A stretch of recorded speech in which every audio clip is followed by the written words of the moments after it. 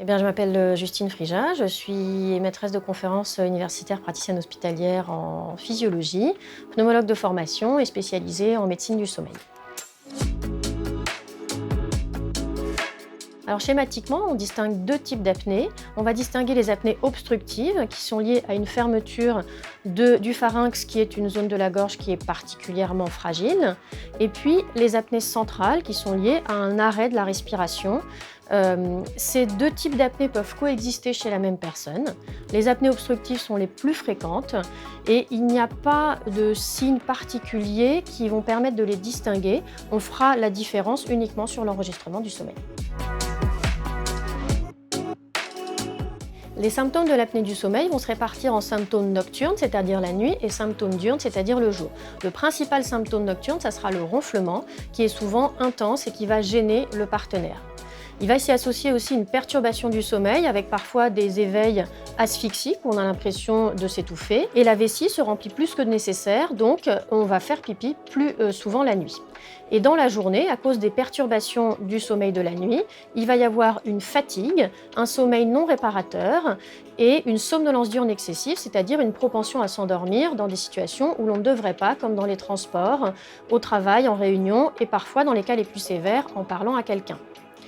Et il va s'y associer des troubles de la concentration, une irritabilité, des troubles de la mémorisation. Et on peut avoir aussi, à terme, les conséquences cardiovasculaires des apnées du sommeil avec une hypertension artérielle, une augmentation du risque d'insuffisance cardiaque, d'accident vasculaire cérébral, d'infarctus du myocarde.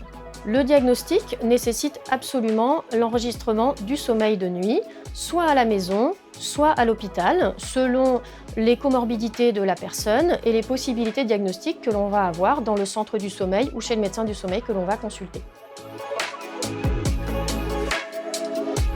Le principal facteur de risque de l'apnée du sommeil, c'est le surpoids, voire l'obésité, qui va entraîner une augmentation de la quantité de graisse au niveau du cou et donc un rétrécissement des voies aériennes. Mais il faut savoir aussi qu'on peut tout à fait avoir des apnées du sommeil en étant mince parce qu'il y a des conditions anatomiques qui vont favoriser les apnées du sommeil, comme le fait d'avoir une petite mâchoire, d'avoir ce qu'on appelle une rétrognatsie, c'est-à-dire le menton qui est reculé, d'avoir éventuellement une langue un petit peu volumineuse et des grosses amygdales, notamment chez l'enfant. Le principe du traitement de l'apnée du sommeil va être de reperméabiliser les voies aériennes supérieures, c'est-à-dire d'éviter qu'elles se ferment pendant que l'on dort la nuit. Donc le traitement de référence, ce sera l'application d'une pression positive continue pendant le sommeil, au moyen d'un petit masque qu'on met sur le nez et ou sur la bouche selon les préférences du patient, relié à une petite machine qu'on branche sur le secteur et qui va mettre un petit peu de pression dans les voies aériennes, comme si on soufflait un tout petit peu dans un ballon pour éviter qu'il soit tout plat, mais pas forcément qu'il se gonfle. En alternative, chez certaines personnes, on peut proposer une orthèse d'avancée mandibulaire, qui est un petit appareil dentaire que l'on met la nuit et qui va avancer la mâchoire du bas, comme ceci, et qui va donc faire plus de place derrière la langue.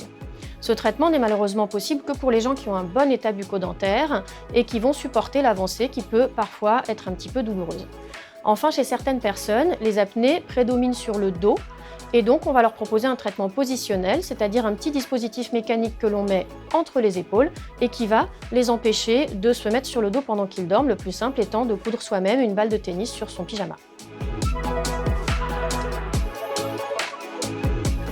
Le principal traitement de l'apnée du sommeil, comme on l'a vu, c'est la reperméabilisation des voies aériennes et ce traitement, il doit être porté autant que possible toute la nuit et toutes les nuits. Après, il n'est pas le seul traitement nécessaire dans les apnées.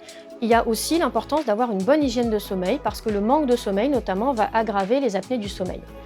Également, chez les personnes qui sont en surpoids, perdre du poids permet de diminuer le risque d'avoir des apnées du sommeil. Et chez certaines personnes, après une perte de poids importante, on peut même avoir la possibilité d'arrêter la machine.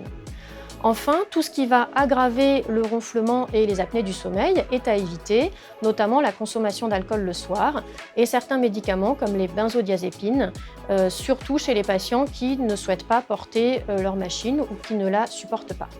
Et enfin, il ne faut pas oublier que c'est une maladie qui est fréquente et que donc on n'est pas tout seul. Il y a le médecin du sommeil, le médecin traitant, le prestataire de santé à domicile qui va gérer la machine Mais il y a aussi d'autres patients dans l'entourage. Très souvent, on découvre au diagnostic qu'il y a beaucoup d'autres gens dans son entourage qui ont une machine et qui peuvent donner des conseils et des trucs et astuces pour mieux supporter le traitement.